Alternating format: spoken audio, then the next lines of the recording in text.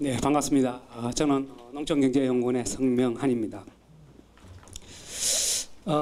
제가 이제 가장 뜨거운 부분, 인삼산업법을 어떻게 개정을 해야 되나 아니면 어떻게 해야 되나 하는 문제입니다. 우리 앞에서 우리 경작 부분, 그 다음에 유통 부분, 그리고 또 마지막에 어떤 우리나라 전체 인삼산업이 갈 방향에 대해서 사실은 이렇게 말씀을 하셨습니다. 여기서 우리나라 인삼 산업에 대한 어떤 문제점이라든지 애로점이라든지 이런 부분이 적나라하게 지금 다 이렇게 말씀을 하셨고요. 그래서 이제 오늘 앞에서 말씀하신 분들이 실질적으로 이 인삼 산업법에 담겨져야 된다고 저는 생각을 하고 있습니다. 그런데 이제 이 지금 말씀하신 분들 이렇게 다 담아질 수 있을런지 사실 조금 이제 의문사항이 지금 있는 것이죠. 그래서 제가 이제 하여튼간에 지금 오늘 제 발표를 제가 말씀하시는 것은 어떻게 구체적으로 어떤 개정을 어떻게 하겠다라는 것은 아닙니다. 이제 앞에서 이제 먼저 말씀을 하신 것을 근문을 해가지고 지금은 방향을 어디로 갈 것인가 이런 부분을 정해야 되는 부분들입니다. 그리고 이것이 어디로 갈 것인가 하고 어떻게 할 것인가 하는 정책적 의지만 들어간다면 이제는 우리가 인삼산업법을 구체적으로 어떻게 바꿀 것인가 고민을 할 수가 있다고 생각이 듭니다. 그래서 이제 제가 이와 관련돼 가지고 여러 군데 각계에 계신 인삼산업계에 계신 여러분들을 이렇게 찾아뵀어요. 그래서 모든 분한테 이야기를 들었는데 사실 이해관계가 모두 다 달라요. 생각도 다르고 차이도 많이 있습니다. 이게. 근데 저는 뭔가 하면은 그렇지만 이제 이것이 이해관계가 많지만은 우리 산업 전체가 발표를 하려고 하면 이거 제로섬 게임, 그러니까 누구는 손해를 보고 누구는 이익을 보고 하는 부분 배제가 돼야 된다는 것이죠. 그리고 전체적으로 윈윈하는 게임이 돼야지만이 인삼 산업이 될 수 있다고 저는 판단을 한 겁니다. 그래서 오늘은 먼저 이제 개정 방향에 관련돼 가지고 좀 의견을 구하고자 하는 것입니다. 저는. 그리고 이제 사실 우리나라가 인삼의 종주국이라고 이야기를 하고 있습니다. 근데 실제로 왜 종주국이냐? 조금 전에 우리 신황수 박사님께서 발표한 걸 보시게 되면요, 우리나라가 인삼 수출 전 세계 시장에서 인삼이 3번째예요. 캐나다가 첫 번째라고 되어 있습니다. 그럼 우리가 지금 이러한 인삼 종주국이라고 이야기할 수 있냐 이거죠. 그리고 이것이 인삼 종주국이라면은 그 인삼 우리가 특별 갖고 있는 인삼 산업법에 전 세계의 어떤 그 흐름을 유도하고 또 리딩하고 할 수 있는 이 인삼 산업법에 담겨져 있냐 이거죠. 사실은 그런 부분이 지금 없다고 생각을 하고 있습니다. 그러면은 왜 인삼 캐나다가 세계에서 가장 리딩하는 국가가 되었나 하는 문제입니다. 그래서 제가 한 10년 전에 홍콩 시장을 갔다 왔습니다. 홍콩 시장을 갔다 왔는데 그때 이거 사온 게 이거 인삼입니다. 우리는 보통 이것을 태극삼이라고 이야기를 하고 요만합니다. 이게 태극삼 이야기하고 또 미국삼이라고도 이야기하고 이것이 중국 가서 해가지고 강동삼이라고 이야기하는 것입니다. 이게 자 요만해요. 그리고 이 당시 10년 전에 샀을 때 이게 한 봉지 조그만 봉지에 벌크로 파는데 이게 5개인가 6개밖에 들어있지 않아요. 그리고 그 당시 이것을 얼마 주고 샀는가 하면 홍콩 달러로 50원 주고 샀어요. 그리고 지금 홍콩 달러로 지금 보면 150원이에요. 그러면은 5, 6개 정도 다른 게 7,500원이라는 거죠. 그러면 요거 하나에 얼마인가 하면은 1,200원, 1달러 정도 되는 겁니다. 자, 이런 것을 팔아가지고 캐나다가 전 세계에서 가장 많은 인삼을 수출하고 있는 것이죠. 자, 그런데 이제 이걸 한번 보세요. 제가 이거 눈에 보이기로는 피부백삼처럼 보여요. 그리고 피부백삼에서 이거 뿌리 다 잘라낸 거 우리나라에 맞죠? 자, 그러면은 우리나라 인삼산업법에 실질적으로 피부백삼이라고 되어 있냐 이거죠. 물론 이제 인삼 그 밖에 인삼이라 해가지고 이게 되어 있습니다. 그렇지만은 우리가 인삼산업법 자체에 보게 되면은 요거 피부백삼 이거 안 되어 있습니다. 이게 돼 있을 텐데. 돼 있죠. 정의라는 게 아니라 우리가 인삼산업법에 보면은 대상 범위에 해가 있는가 하면은 인삼, 수삼이 나오고 그다음에 홍삼이 백삼, 태극삼 그밖에 인삼으로 돼 있어요. 네, 그렇기 때문에 그 이 부분 안 돼서 이게 결국은 따지면은 그밖에 인삼에 해당되는 거죠. 그렇지만은 하다 보면은 네? 그렇죠. 아니 백삼이죠. 그러니까 백삼하고 다르고 피부 백삼 다르고 또 생검삼이 다르기 때문에 그런 거예요. 그러니까 이것이 다음에 건기법에 가게 되면 또 다른 어떤 해석이 되기 때문에 문제라는 거죠. 예? 그런데 어하튼 간에 이것은 제가 봐가지고 태극삼이고 그런데 캐나다에서 1위가 됐는데 저는 이걸 이렇게 보고 있는 거예요. 우리도 이제 이것을 풀어야지만이 우리나라 인삼 산업이 산다고 생각을 하고 있고요. 자, 그러면은 이것을 푸는 방법은 이걸 우리가 보통 볼 때는 그냥 우리가 재배삼이라고 그러진 않죠. 이것은 캐나다나 미국에서는 와이드 커치베이티드 진생이라 그러는 거죠. 그러니까 야생에서 재배된 인삼이고 그리고 이 인삼을 소비자들이 어떻게 느끼는가 하면은 청정하고 안전하다고 느끼는 거죠. 이 이미지가 뭔가 하면은 재배가 되지 않고 산속에서 해가지고 아주 청정하다고 보는 거죠. 그래서 아주 안전성이라 담보됐던 이미지가 있는 거죠. 그러면 여러분들도 보면은 이렇다면은 이것은 어떤 걸 사먹겠습니까? 사실 그래서 저는 이것이 캐나다산, 북극삼이 이러한 의도해 가지고 이것이 세계 1위가 되지 않았나 이렇게 생각을 합니다. 그래서 저도 이제 이것이 우리나라 인삼산업법이 이런 걸 담을 수 있는 그릇이 돼야 된다는 거 저는 하면서 말씀을 드리도록 하겠습니다.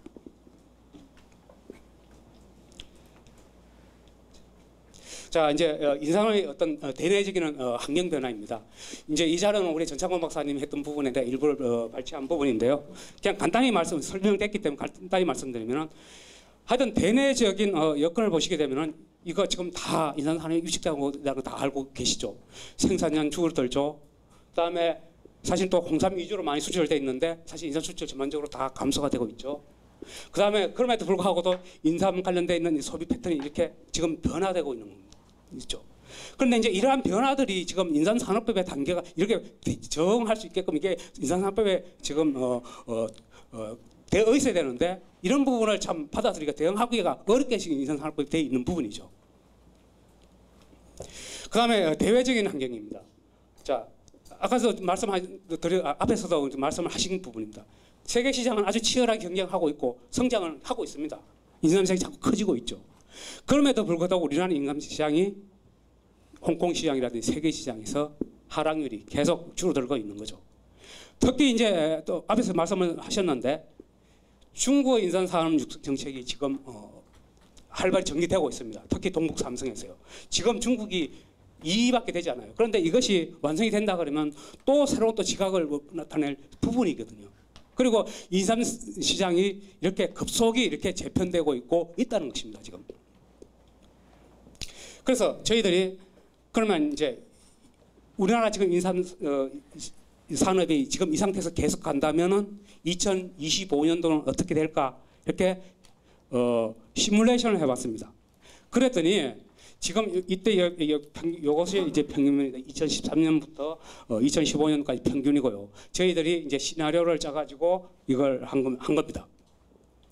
그랬더니 2025년도에 가면은 우리 생산량이 국내 생산이 지금 현재는 21,300톤 정도 되고 있습니다. 그런데 이것이 이 상태로 계속 간다게 되면은 한 18,500톤. 그러니까 약 20% 정도가 생산량이 줄어든다는 것입니다. 그러니까 이것이 국내 공급만 줄어드는 게 아니라 그 다음에 국내 소비도 이렇게 마찬가지로 줄어들게 되고 그 다음에 수출도 줄어들게 되고 반면에 수입량은 늘게끔 이렇게 되어 있습니다. 결국 뭔가 하면은 이게 중장기로 봐가지고 우리나라 인삼 산업이 현재보다 더 위축될 가능성을 갖고 있다는 것입니다. 그리고 이제 현재 시점에서 봤을 때 인삼 산업이 어떻게 직면하고 무슨 문제가 있냐 이거죠. 자, 앞에서 말씀드렸듯이 앞으로 한국 인삼 시장이 불투명하다는 것입니다.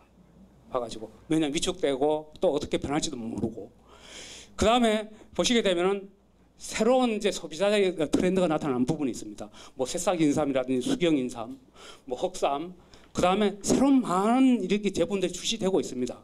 출시되고 있는데 이건 마찬가지로 이게 우리가 한 그렇게 담을 그러니까 어떤 인산산업법이라는 그 틀 속에 이것을 담을 수 있는지 이게 되어 있는지 사실 이런 어려움에 직면하고 있고요. 그리고 이 대내외적인 여건 변화에 따라서 1995년도에 인산산업이 제정되고 난 뒤에 약 23차례 정도가 이렇게 개정이 됐어요. 이렇게 개정이 되는 부분을 보면은 그때 조금씩 대외적인 어떤 변화에 따라서 변할 때마다 조금씩 바꿨어요. 필요할 때는 개정을 하고 필요할 때는 삭제를 해버리고. 그래서 결과적으로 남은 게 뭔가 하면은 규제법으로 이렇게 남아 있는 부분이죠. 따지고 보면 안에 있는 것은 실질적으로 남아 있는 것은 검사제도만 남아 있게 된 이 산업법입니다. 그래서 이것도 마찬가지인 게 이제 인사산업 변화에 대한 적극적으로 대응하기 어려운 상황이 됐다라고 말씀을 드리고요. 그리고 또 더 큰 문제는 뭔가 하면요. 인사산업에 누가 도대체 컨트롤 타워 할 것인가 하는 문제입니다. 왜냐하면 지금 같은 경우 보면은 부처도 여러 군데 이렇게 돼 있고, 그다음 관리도 여러 군데서 하고 있고요. 법도 여러 군데서 하고 있고 이런 거겠습니다. 그러니까 소비자 입장에서 봤을 때는 도대체 누구 말이 맞는지, 뭘 해야 되는지, 어떻게 해야 되는지를 사실 혼란스러운 거죠 지금요. 그래서 이것이 그러니까 앞으로 인산산업을 컨트롤 타워가 될 부분이 어떤 부분인가 이거 정해가지고 지금 그것을 수립하고 나가야 된다는 거라고 저는 생각을 하고 있습니다. 그래서 앞으로 이제 인삼산업의 어떤 개정 방향입니다. 이 어떤 현재는 대외적으로 어떤 환경이 이렇게 변하고 있는데 사실 중요한 건 뭔가 하면 이 경쟁력을 갖춰야지 살아남으니까요. 그러면 경쟁력이 살아남으려고 그러면 어떻게 하겠습니까? 아까 제가 말씀한 캐나다의 하기산처럼 결국은 뭔가 하면은 안전하고 청정하다는 의미의 어떤 생산 기반이 갖춰져야지만 된다는 것입니다. 그리고 지금도 보면 일부 뭐 농산물도 지금 많지요. 뭐죠? 이게 농약 잔류금 이런 문제들. 사실 이런 문제도 인삼도 마찬가지로 이렇게 있습니다. 있고 이런 부분이 우리가 해소를 해야 될 부분들입니다. 지금요. 그다음에 그리고 이렇게 하면서 또 뿐만 아니라 우리가 이제 인삼 종류를 하기 때문에 이것을 유지하고 할 수 있는 것이 해야 되는 부분이 있고요. 그래서 이제 우리 어떤 국내외적인 어떤 그 환경 변화하고 그다음 우리 위상을 지키기 위해서는 어떻게 가요? 저는 이렇게 본 것이죠. 이게 일단은 그 인삼에 대한 이거 일단은 수삼이죠. 수삼부터 시작이 되는 거기 때문에 수삼의 안전성을 확보하는 것이죠. 그리고 이것이 경작 단계에서부터 해가지고 최종 소비 이렇게까지 모든 게 다 철저하게 관리가 필요하다라는 것입니다. 그런데 이 컨트롤 타워를 제가 이렇게 말씀드리는 건 뭔가 하면은 투입이 되고 아니면 산출이 될 것입니다. 그러면은 어느 시점에서 관리를 했을 때 가장 효율적인가 하는 문제죠. 왜냐하면 지금은 예를 들어 가지고 잔류 농약이라든지 이걸 검사를 할 때 보면은 시장에서 유통될 때 인삼 제품이라든지 이거 수거를 해가지고 해요. 거기서 문제가 나고 하면은 이제 비용이 발생돼요. 그러니까 처음부터 생산 단계, 경작 단계에서 사실은 이런 부분을 끊어놓게 되면 뒤에 인산 제품을 만드든지 할 때 이런 부분에 관련돼 가지고 비용도 안 들고 우리가 안심하게 할 수가 있는 부분이죠. 이건 아까 말씀한 것은 이게 컨트롤 그러니까 이것이 이러한 어떤 부처, 그 다음에 법들 이런 부분이 혼재돼 있고요. 혼란스럽다는 것이고 이거 복잡하고 그것도 중복되어 있는 부분이고요. 그래서 사실 컨트롤터 역할을 사실은 이제 이 부분이 인삼 생산하고 경작 부분이 앞으로는 컨트롤 타워를 할 수 있는 역할을 해야 한다라고 생각을 하는 거죠. 그런데 이렇게 하려 그러면은 우리가 지금 인삼 GAP가 있습니다. GAP 있는데 실제로 제가 알고 있는 것은 인삼 GAP로 신청해 하는 것은 전국에 2% 정도밖에 되지 않는 걸로 알고 있습니다. 그리고 또 이 인삼 표준 경작법이라는 게 있습니다. 사실은 이것은 두 개는 같은 의미로 좀 봐도 되고 약간만 수준 보완을 한다 그러면 이 똑같은 개념으로 볼 수가 있습니다. 그래서 이 기본적으로 뭔가 하면은 인삼 표준 경제법을 그러니까 GAP를 의무적으로 해야 된다는 것이고 그다음에 이걸 통해 가지고 생산 이력제도를 강화시켜야 된다는 것입니다. 이것이 제가 생각하는 어떤 인삼 산업에 대한 어떤 부분입니다. 그래서 앞에서 이야기한 것은 이제 경작 단계, 그러니까 수확하기 이전 단계의 역할을 말씀을 드린 거고, 그리고 이제 수확 이후의 단계입니다. 그러니까 수확하고 난 뒤에 시장에 유통된다든지 가공된다든지 제조되는 그 과정에서 있는 이야기입니다. 그래서 저는 이 부분에 관련돼 가지고는 지금은 모든 게 민간 어떤 기능이 활성화되어 있고 많은 부분을 하고 있기 때문에 이 뒤에 있는 부분은 민간 자율성을 높여주라는 거고 시장 기능에 맡기라는 것이고 정부에서 하는 것은 어떤 뭐라 그럴까 개입은 이 이후 단계에서는 정부 개입은 최소화시키라는 것이죠. 그러니까 앞부분의 경제학 장대에서는 정부의 개입을 강화를 시키고 이 뒷부분의 정부의 개입을 없애라는 거, 아니 최소화시키라는 것이 제 생각입니다. 그래서 이런 걸 통해 가지고 어떤 유통 단계에서 어떤 자율적인 거래라든지 투명성을 이렇게 높이는 것들. 그다음에 이 제조 검사 제도도 민간 자율에 맡기다는 것. 그다음에 그렇지만 이제 이 불법 행위, 위법 행위에 대해서는 철저하게 사후 관리를 할 수 있는 시스템을 만드는 것이 국가의 역할이라고 저는 생각하고 이런 부분들이 인삼산업법에 담겨져야 한다고 저는 생각을 하고 있습니다. 그리고 이제 그래서 이 인삼산업법에 지금은 안 되어 있지 않은데 가장 중요한 부분이 저는 이 부분입니다. 인삼개혁 부분입니다. 이것은 하여튼 의무적으로 해야 될 필요성이 있고 앞으로 이제 경제하시는 우리 조합장님께서 말씀하셨기 때문에 그래요. 아마 이 구체적인 내용은 표준경제법을 어떻게 할 것인가, 어떻게 관리할 것인가는 사실 잘 나와 있어요. 이것을 하고 말 건가 하는 문제는 이제 선택의 문제고 이런 문제가 있는 거죠. 그리고 이제 이거 표준경제법을 하게 되면 사실은 나중에 원산지, 연근 수확량, 그다음에 제조 유통 이것이 전부 다 확인 증명할 수 있는 부분들이고 여기 다 연계되어 있는 부분입니다. 그러니까 일단은 이것이 먼저가 전제가 되면은 나중에 부분 잘 활용 그러니까 될 수 있는 부분입니다. 그래서 제가 이제 여러 군데를 다니면서 인삼산업법 하는데 이야기를 들으면서 어떤 부분이 가장 쟁점이 많은가, 물론 여러분 다 알고 계십니다. 예를 들어 한다못해 연금 표시제도 이것이 핫 이슈고 뜨거운 감자예요. 그렇지만 어느 누구나 이거 뭐라 할 수 없듯이 그러니까 몇 가지 어떤 쟁점들이 있습니다. 그래서 제일 먼저 되는 게 목적입니다. 인삼산업법 제 목적을 제일 보시게 되면은 이렇게 되어 있습니다. 인삼산업 활성화를 추구할 목적으로 인삼 및 인삼류 경제학 제조 검사 등에 필요한 사항을 규정하는 걸로 되어 있습니다. 이것은 규제예요, 규제. 이렇게 되어 있습니다. 이것이 진짜로 인삼산업을 발전하기 위한 이것이 아니라 어쩌면 이것을 행정비용, 경쟁력은 저하시키고 그 다음에 행정비용은 많이 발생되고요. 그 다음에 이 어떤 이 생산자, 제조업자의 어떤 자율성이나 창의성을 도리어 저해하는 요인으로 작용할 수 있다는 것입니다. 그래서 이 인삼산업 목적은 뭔가 하면 첫 번째 소비자들이 이것을 누가 소비를 하는 건 소비자들이에요. 그러면 소비자들이 원하는 그러니까 소비자를 보호할 수 있는 것으로 바뀌어야 된다는 거죠. 그거 바뀌고 그 다음에 그다음에 이 자유경쟁이 하에 있기 때문에 이것은 경제적 어떤 자율성을 민간 기능을 활성해야 된다는 것이고 이것을 통해 가지고 인삼산업을 발전할 수 있도록 방향을 설정할 필요가 있다는 것입니다. 그래서 아까도 말씀드린 대로 생산 단계에서는 강화를 시키고 수확고 관리에 대해서는 부분 개정 아니면 규제로 완화해야 된다는 것이 제가 생각하고 있는 전체적인 방향입니다.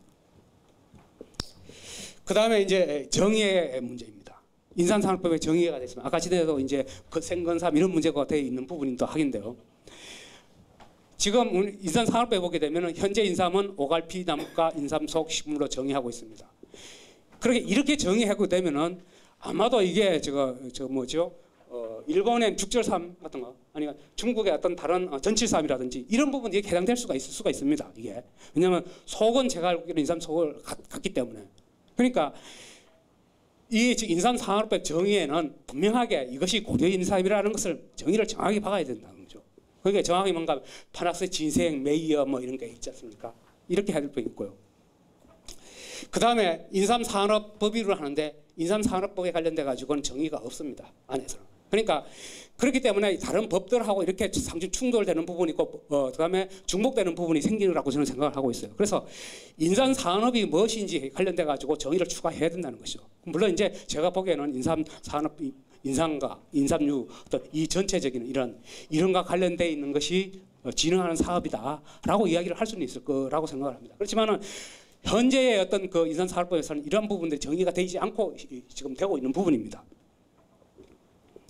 그 다음에 적용 대상입니다. 이제 아까 전에 이제 건삼 이야기했는데 아까 이게 사실은 이 현행 인삼류에 보면은 수삼, 홍삼, 태극삼, 백삼, 흑삼도 아니에요. 그 밖에 인삼으로 법에 돼 있고 그 다음에 이 그 밖에 인삼의 시행 규칙에 가게 되면은 그 밖에 인삼이 흑삼돼 있고 돼 있습니다. 그래서 여기에 보게 되면은 아까 이야기했는 것처럼 피부 백삼, 생건삼은 포함이 되지 않다는 거죠. 물론 이제 아까 이야기한 대로 그 밖에 인삼은 포함은 되겠죠.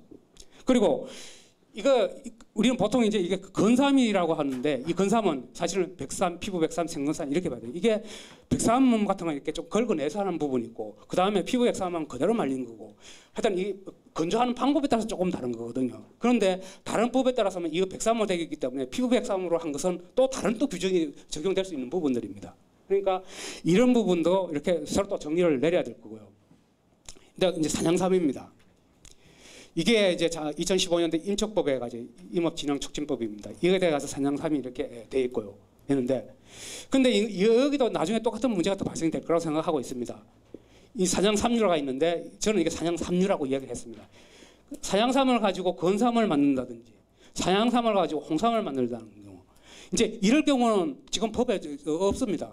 없기 때문에 이런 부분들 간에 어떤가를 이거 정리를 해야 되는데 이건 물론 이제 부처 간에 또 협의가 필요할 거라고 생각하고 있고 이런 것도 빨리 정리가 돼야 된다는 거죠. 그래서 이런 것도 인선산업법에 포함시키고 말 건가도 이것도 논의가 돼야 될 것 같고요. 그리고 이제 이런 것들이 이렇게 정리가 되면은 사실 인산산업과 관련된 법들이 많이 있습니다. 약사법도 있고 이러는데 이것을 좀 이렇게 명칭을 좀 통일할 필요가 있다. 왜냐하면은 이게 아까도 좀 말씀을 하셨는데 경우에 따르면 백삼을 인삼으로 혼동할 수도 있고 인삼을 백삼으로 이렇게 보고 이렇게 해석을 이렇게 하게 되면 이제 전혀 다른 문제가 생기기 때문에 그렇습니다. 그래서 통일할 필요가 있다고 생각이 들고요. 우리 이제 조합에서 조합장님께서 말씀하는데 인상경제 신고 의무제가 하는 겁니다. 저도 물론 이제 사실은 이제 이것을 의무제로 가야 된다고 생각하는 사람이고요. 그다음에 어하튼 간에 지금 같은 경우는 자율경제신고제도예요. 왜냐하면 이것을 내가 경제신고를 할 수 있다라고 되어 있기 때문에 이것은 자율적인 안 해도 되는 부분들입니다. 그래서 사실 이 경제신고는 이거는 의무적으로 해야 될 필요성이 있고 이래야지만이 인삼이 경작되고 그 안에 정보라든지 그다음에 생산 이력이든지 이게 추적이 가능한 거죠. 먼저. 그래서 사냥상 같은 경우는 지금 현재 의무신고제도로 되어 있습니다. 그래서 이게 이제 자율경제 신고 제도를 하게 되면은 사실은 뭐 앞으로는 경작 확인도 증명이 확실하게 가능하죠. 뭐 면적, 식재 면적, 위치 뭐 이런 거 다 할 수 있을 뿐만 아니라 또 이렇게 되면은 이제 사전적으로 물론 예냉지 관리도 하고는 있는데 사전적으로 경작지 적합성이라든지 예냉지 관리 이렇게 가능할 수가 있다고 생각이 듭니다. 그 다음에 이제 수확 신고입니다. 사실은 이제 경작 신고를 의무적으로 하게 되면은 이제 투입이 된 거죠, 그거는.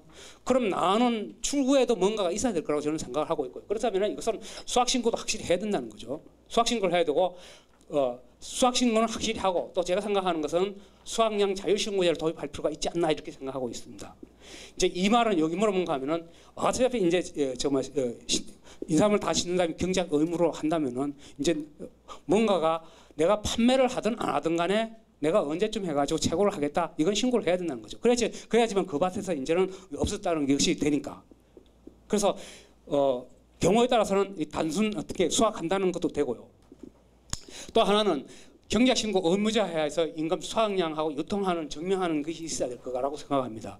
그런데 이제 이것이 이제 연건하고 좀 관련되어 있는 부분인데 뭐 6년건 같은 경우는 지금 뭐죠 이게 이게 입회, 담당자가 입회해가지고 이것이 가능해요. 연건이라든지 수화가 몇 년제가 이렇게 증명이 가능한데 4년건 같은 건 주로 하지 않습니다. 그래서 그렇기 때문에 인산산업계에서는 이것을 수확량을 희망하는 농가도 있을 거고 없는 농가도 있을 거라고 생각을 하고 있어요. 그래서 이제 이게 수확량을 희망하는 농가 같은 거는 이제 담당자가 입회해서 수확량을 어떻게 하고 연건 어떻고 원산지 어떻고 하고 이걸 증명하게끔 해놓고요.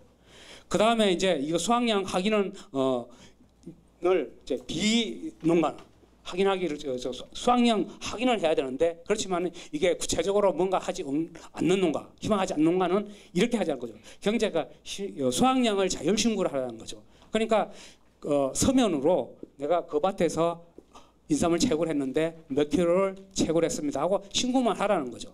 이것을만 신고만 돼 있으면은 예를 들어 조합 같은 데서 그렇게 신고됐다 그러면 기본적으로 뭔가 하면은 이 밭에서 수삼을 얼만큼 채굴했다는 것을 증명할 수는 있다는 거죠.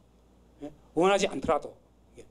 그래서 그러니까 인삼 수확 신고도 조금 의무적으로 하고 그 다음에 수확량 자율 신고를 하자는 거 새로 이제 실시하자는 거에 제 의견입니다. 이제 가장 뜨거운 부분이 연금 표시제입니다. 이게 지금 인상사업법에 보면 5년간 이상은 이렇게 하게 돼 있습니다. 의무화되어 있는데 사실 실제로 보게 되면은 이 4, 5년 등 6년으로 부정유통된 경우가 사실 많습니다. 그래서 오늘 이제 우리 점심시간쯤 돼가지고 우리 수산센터에 갔습니다. 수산센터에 갔더니 6년권이나 이렇게 써놓은 것은 제가 본 건 딱 한 군데였고요. 모두 다 연금을 표시를 하지 않았습니다. 표시하지 않았고, 그리고 물어봤더니 이렇게 물어봤더니 6년권이라고 이야기를 해요. 사진 표시를 전혀 하지 않았습니다. 자, 이런 부분 때문에 좀 문제라는 거죠 지금. 그래서 연금 표시 같은 것도 보면은 희망하는 농가에 대해서는 이제 담당자가 입회하에서 정확하게 이걸 좀 할 필요가 있다라고 저는 생각을 하고 있습니다. 그리고 어차피 이렇게 되면은 이게 연금 표시를 안 하게 되면은 판매도 좋아요. 그 대신 이것이 6년권이다 뭐 이렇게 이야기하면 안 된다는 거죠. 그렇게 표시해도 안 되고, 그리고 그다음에 이제 어떤 수산센터는 이렇게 6년권이라고 이렇게 판매를 하려고 이렇게 말로 하든지 표시를 하려 그러면은 이거 우리가 경력증명서, 수학 증명서를 갖고 하라는 거죠. 그리고 판매하는 사람, 이건 이제 경작 자격을 하면 판매하는 사람이 경작 증명서를 떼라는 거죠. 그렇게 하고 난 뒤에 말로 하든 표시를 하든 하라는 게 제 생각입니다. 그래서 제가 여기서 연금 표시제는 희망제로 하라고 한 거예요. 왜냐하면 이것을 의무제로 하게 되면 사실 더 큰 문제가 또 발생될 수 있기 때문에 그렇습니다. 그 다음에 또 문제가 되는 부분이 이제 국정검사죠. 이제 지금 현재는 의무검사 제도가 있는데 사실은 이제 이 인상검사를 통한 의무검사 비중이 계속 줄어들고 있습니다. 지금도. 사실 그렇게 많지도 않고요. 그리고 쓸데없이 많은 비용이 들고 있다고 이제 검사하는 쪽에서 문제를 제기를 하고 있고요. 그리고 또 실질적으로 보면은 이 자체 검사 업체가 있습니다. 지금 33개가 있는데요.